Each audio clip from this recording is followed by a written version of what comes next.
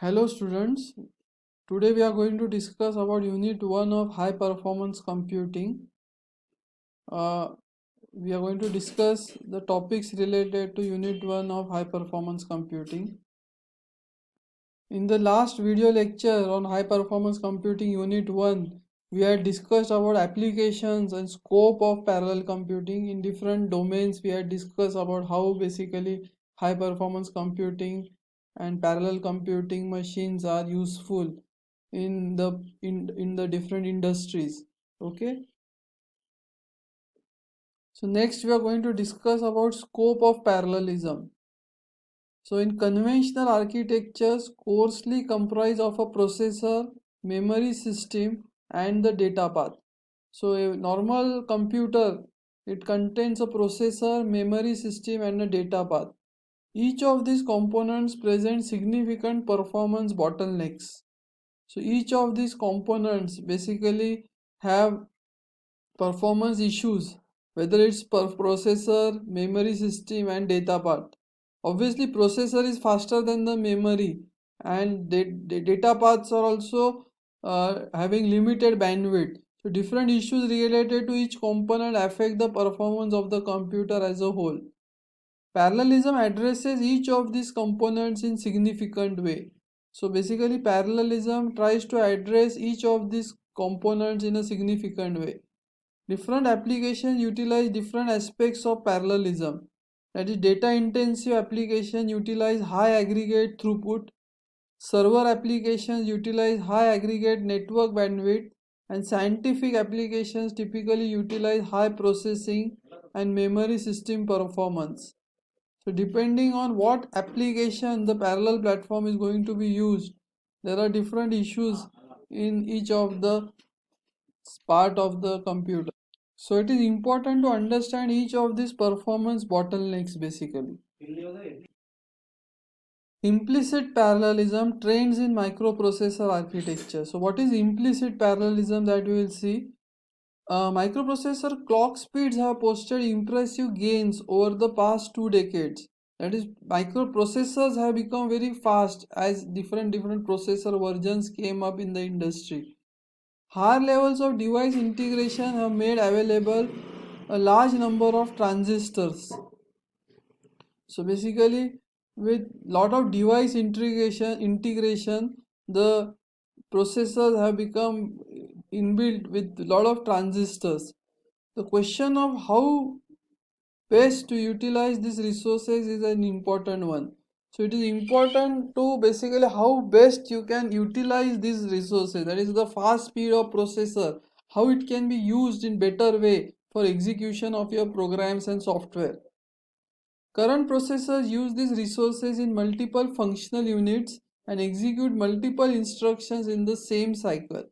So what happens is that in current processors, the resources of the processor are used as multiple functional units and execute multiple instructions in the same cycle. The precise manner in which these instructions are selected and executed provides impressive diversity in architectures.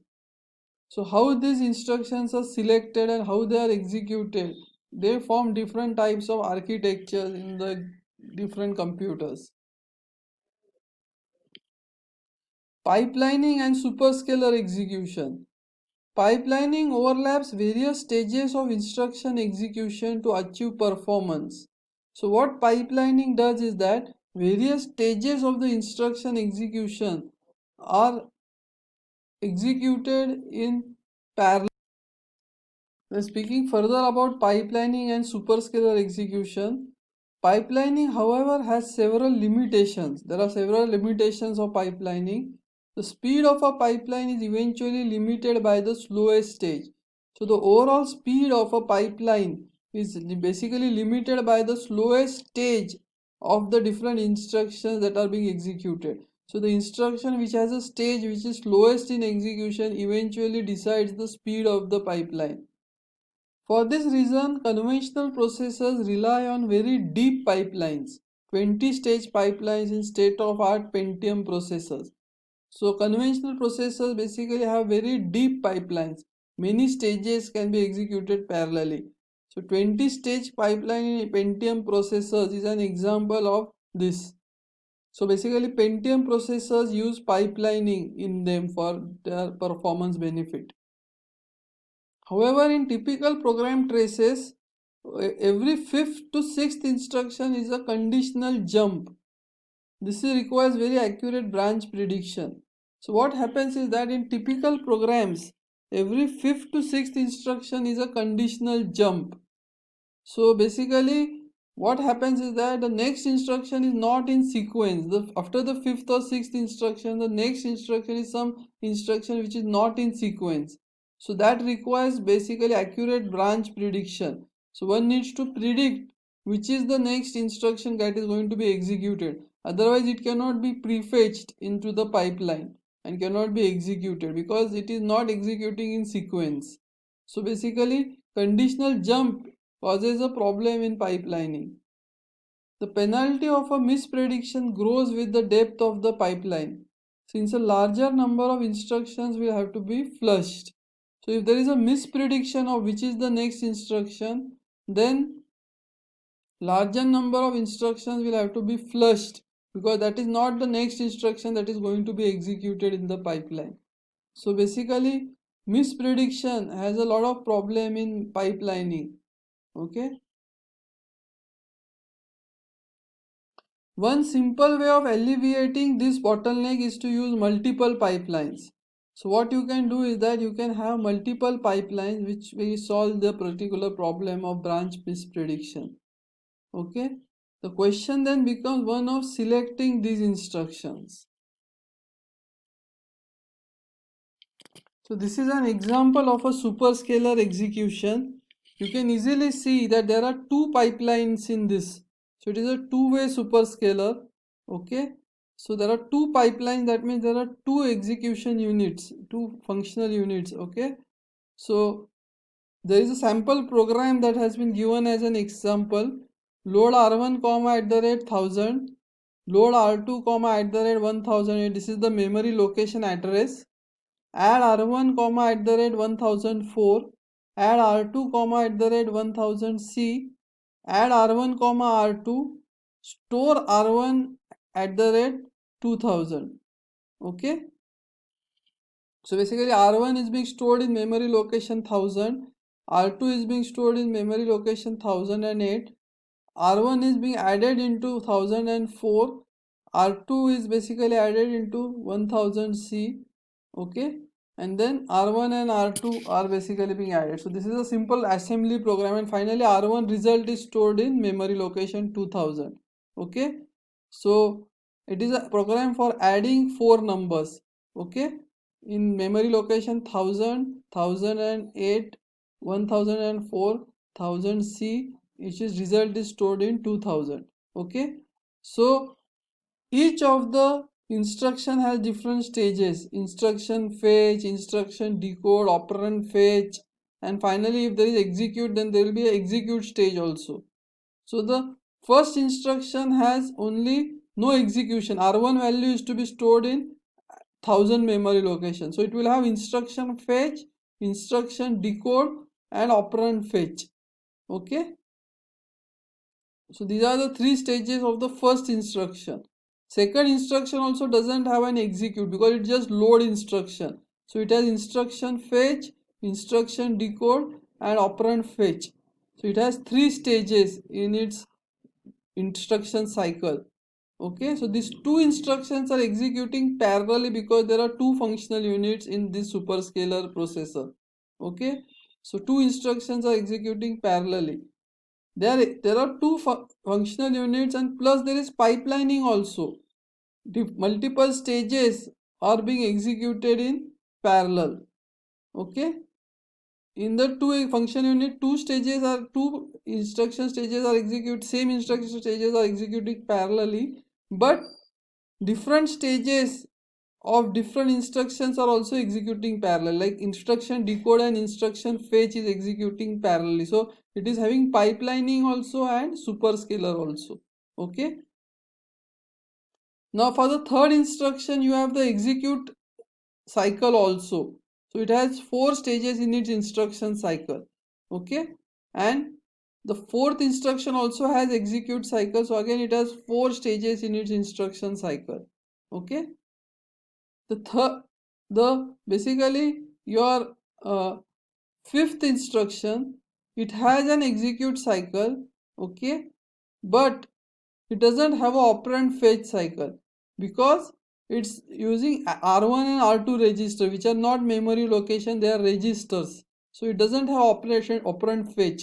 But since in the fifth cycle rather, the two instructions are executing the execute stage, so you cannot have the third instruction executing execution stage because it is a two-way superscalar, that is only two functional units are present. So it has to wait and then it has to execute. So remember, this kind of problems can come. So because of the resource problem, you have to put a wait, no action will be performed in this stage, and then the execute of the fifth instruction will executed.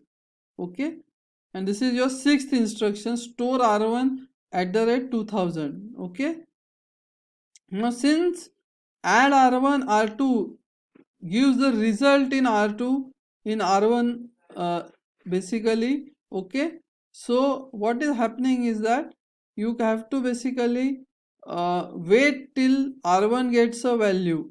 Okay, so accordingly the result will be then stored in at the rate 2000.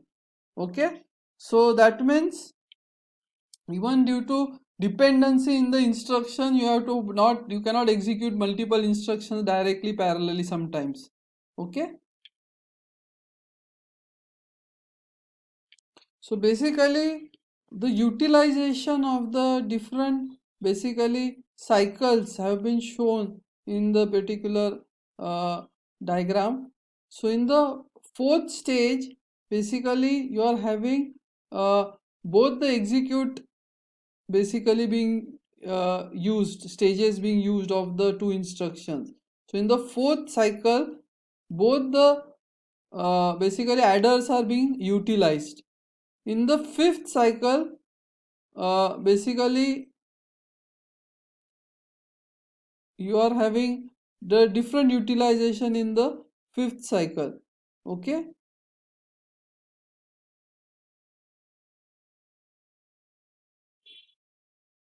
rather in the fourth cycle you are having empty issue slots. The non-colored slots are empty issue slots and the colored slots are the full issue slot. So in the fourth cycle you can easily see there is operand fetch stage executing. So basically both the adders are not getting utilized, whereas in the fifth cycle both the basically execution stages are executing. So in the fifth cycle both the adders are getting utilized, whereas in the sixth cycle one adder is getting utilized, another adder is not getting utilized, and in the seventh cycle again what is happening, there is no execute stage. So again in the seventh cycle no adder is getting utilized. So when basically you have one of the adder getting utilized, it is called, another adder not getting utilized, it is called as a horizontal waste, and when both the adders are not getting utilized, it is called as a vertical waste. So this is a basically wastage of resources. So you can have horizontal waste or vertical waste in the pipelining and superscalar architecture. Okay. So in the example above, there is some wastage of resources due to data dependencies. Due to dependency, there is wastage of resources. Till the output of the previous instruction is not available, the next instruction cannot execute. So that is a wastage of resource. The example also illustrates that different instruction mixes with identical semantics can take significantly different execution time. So if you change the sequence of instruction, then also the execution time will change in the superscalar and pipeline processors. Okay, so these are some of the points that get reflected for superscalar and pipeline processor, which are clear from the example. Okay students, thank you for attending today's video lecture. I hope you have understood superscalar and pipelining concepts in this particular video lecture.